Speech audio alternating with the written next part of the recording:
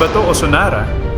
Kapag parehong catchy, parehong dance-ready, at parehong may modern K-pop sound, madali talagang mapaisip kung ito ba ay panggagaya o nagkataon lang?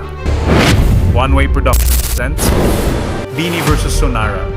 Sa pag-usbong ng P-pop, mas napapansin ng listeners ang similarities sa production, sa song arrangement, sa groove, at sa overall performance. Pero bago tayo mag-conclude, tingnan muna natin kung saan talaga nanggagaling ang tunog. Bright synths, punchy drums, layered vocals, catchy hooks at choruses na parang ginawa para sabayan ng choreography. Kapag pinagsama-sama mo ang mga elements na yan, mapapansin mong hindi lang isang group ang gumagamit nito. It's part of the modern P-pop sound. At dito pumapasok ang K-pop influence.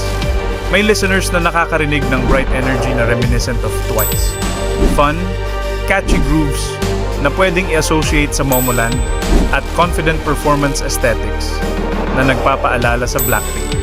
Pero influence doesn't mean imitation.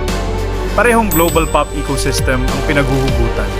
Kung aalisin mo muna ang vocals at instruments lang ang papakinggan, maririnig mo ang common formula. Electronic bass, dance grooves, vocal stacks, beat drops, build-ups, at polished arrangements na talagang ginawa para sa stage.